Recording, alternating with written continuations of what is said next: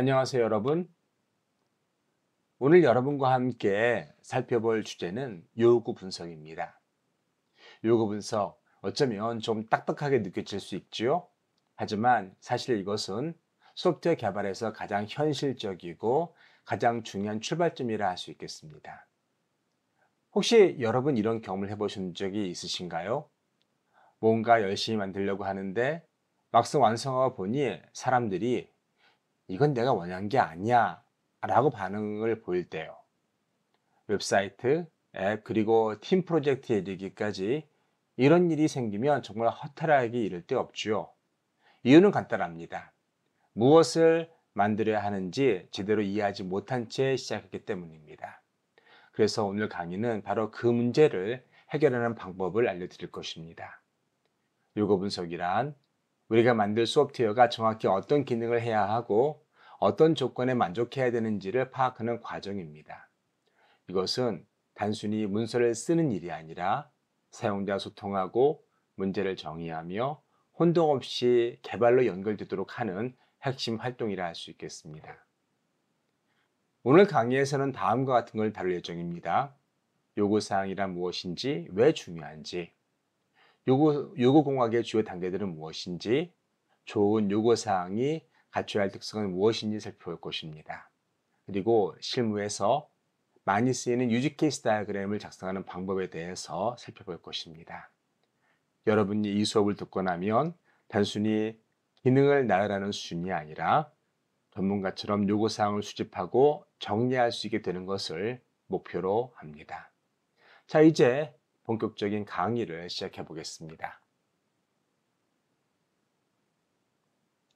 이번 강의에서는 다음 5가지 목표를 핵심으로 할 것입니다.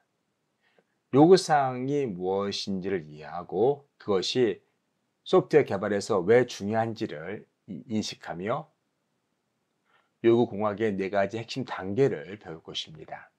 그리고 좋은 요구사항이 가지는 특성들을 살펴보고 마지막으로 유즈 케이스 다이어그램을 통해서 요구사항을 작성하고 분석하는 방법을 이해하게 될 것입니다. 오늘 강의는 총 5가지 주제를 담고 있습니다. 먼저 요구사항이 무엇인지에 대한 개념과 그 중요성을 살펴볼 것이며 그 다음으로 요구공학의 4가지 단계, 요구수집, 명세, 검증, 관리에 관해 배울 것입니다. 그 후에는 요구사항의 종류, 그리고 좋은 요구사항이 갖춰야 할 4가지 특성을 살펴보고요. 마지막으로 유즈 케이스 다이어그램을 읽고 그리는 방법을 함께 연습해 볼 예정입니다. 이 흐름을 따라가면 요구사항 분석의 기본기를 충분히 익힐 수 있을 것입니다. 그러면 요구사항이란 무엇입니까? 요구사항이란 소프트웨어가 무엇을 해야 하는지를 설명하고 정의하는 어떠한 문서, 문장이라 할 수 있겠습니다. 거기에는 기능, 특징, 제약사항들을 포함하고 있습니다. 그리고 개발자가 어떤 시스템을 구현하는지를 구체화시킬 것입니다. 중요한 것은 요구사항은 소프트웨어 개발의 기초라는 것입니다. 요구사항이 없으면 방향도 없을 수 있습니다. 기획도, 설계도, 검증도, 그리고 구현 테스트도 모두 요구사항을 기반으로 움직일 것입니다. 자, 그렇다면 요구사항이 왜 중요합니까? 요구사항이 중요한 이유는 아주 간단합니다. 무엇을 만들어야 할지를 모르겠으면 우리는 엉뚱한 것을 만들게 될 수 있습니다. 명확한 요구사항이 있어야만 개발자, 설계자, 그리고 이해관계자 모두 같은 방향을 보면서 일할 수 있습니다. 따라서 명확한 요구사항은 모든 팀원이 같은 방향으로 일할 수 있게 해줍니다. 서로 소통하게 도와주고 그리고 잘못된 것을 바로잡을 수 있도록 도와줍니다. 향후 테스트의 기본이 되며 또한 향후 시스템을 어떻게 발전시킬지에 대한 방향을 제시할 것입니다. 잘 정리된 요구사항은 오해를 줄이고 그리고 시간을 절약해 줍니다. 코드 수정이나 재작업을 줄여둘 수 있는 것이죠. 꼭 기억해야 할 것은 요구사항이 없이 집을 짓는 것은 건축주에게 어떤 집을 원하는지 묻지도 않고 시공을 집을 만드는 것과 같습니다. 소프트도 마찬가지입니다. 먼저 제대로 물어봐야 제대로 만들 수 있습니다. 자, 그렇다면 요구사항을 분석하는 기본 공학적 원리인 요구공학이란 무엇입니까? 요구공학이란 소프트웨어 개발에서 가장 중요한 출발점입니다. 왜냐하면 이 단계에서 무엇을 만들지, 왜 필요한지, 어떻게 표현할지를 정리하고 정의하기 때문입니다.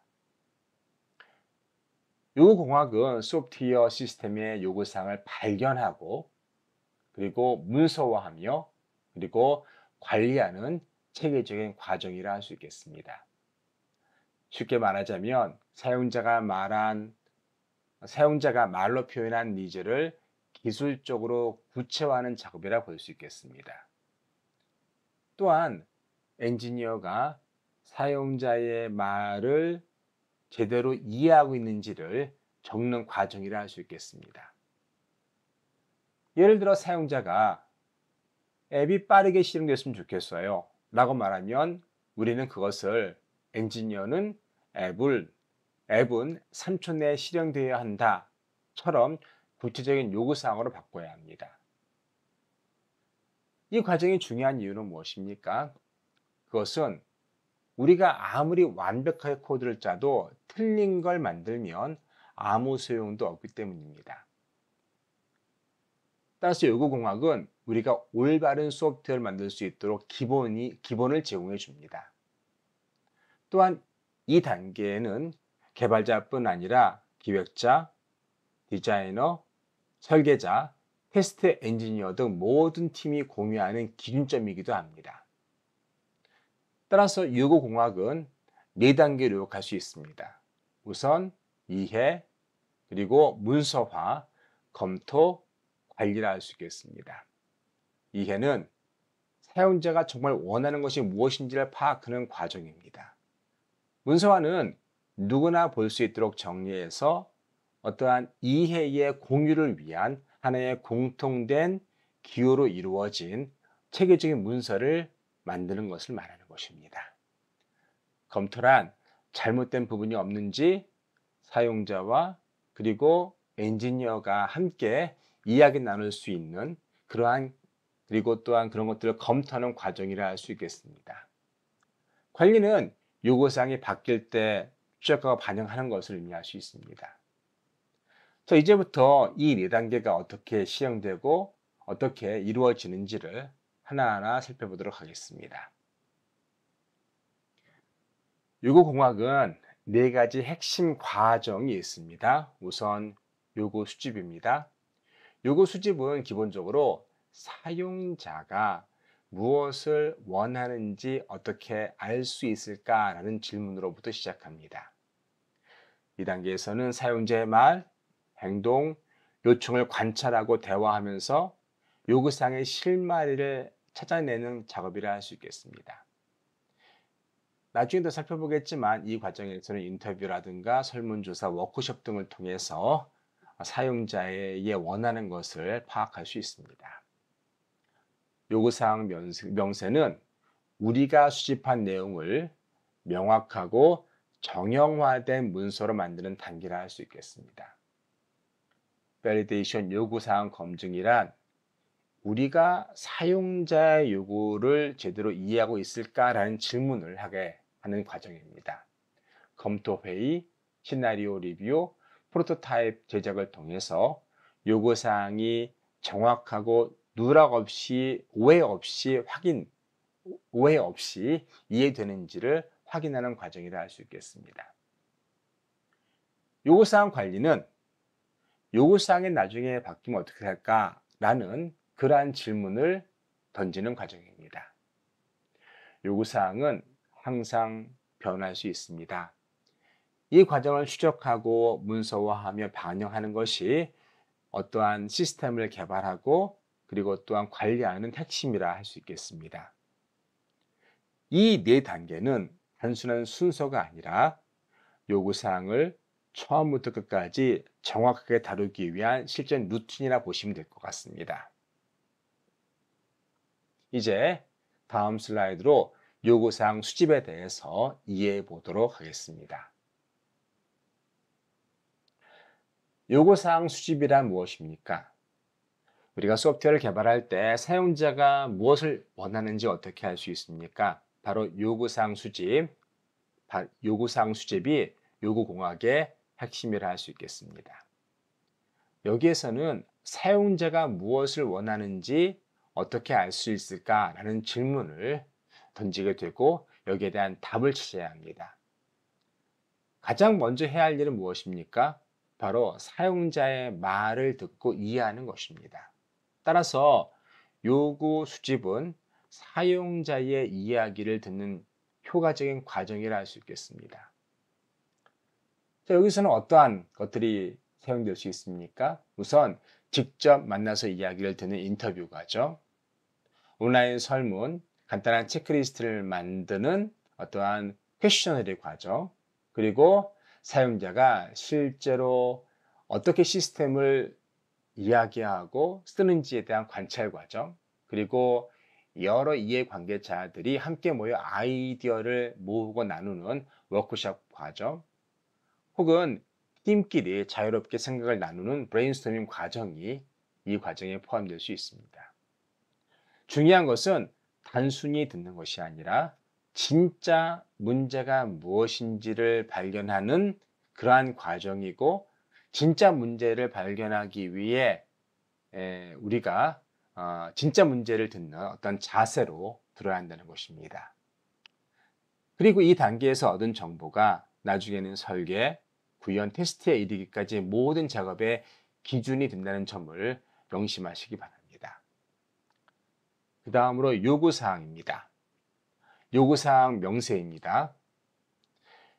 자, 요구사항을 수집했다면 이제는 명확하게 정리하고 문서화해야 합니다. 즉, 요구사항을 수집한 후에는 문서를 정리하고 글로 써야 하는 문서화 작업이 이루어져야 합니다. 이 단계에서는 주관적인 생각이나 말이 아닌 누구나 이해할 수 있는 구조화된 문서를 만들어야 합니다. 예를 들어 대표적인 예가 소프트웨어 리퀘어먼트 스페시피케이션, 소프트웨어 요구사항 명세입니다. 대부분의 국제표준에서는 이러한 SRS를 하나의 템플릿으로 제공해주고 있습니다. 다시 말해서 어떠한 형식에 맞는 정형화된 문서화 구조가 있다는 것이죠. 또한 이해를 돕기 위해서 그림으로 된 유즈 케이스 다이어그램 혹은 사용자 사용 사례 역시 함께 사용될 수 있습니다. 이 과정에서는 글보다 그림이 많이 사용되는데요. 그림은 글보다 빠르게 의미를 전달할 수 있습니다. 다시 말해서 요구사항 명세는 아이디어를 공통된 이해로 바꾸는 과정이라 할 수 있겠습니다.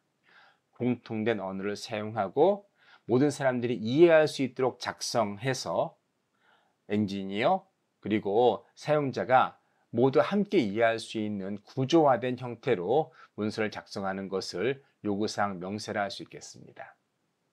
이때 개발자, 디자이너, 테스트 엔지니어 모두 이 문서를 보고 같은 시스템을 머릿속에 그릴 수 있어야 합니다.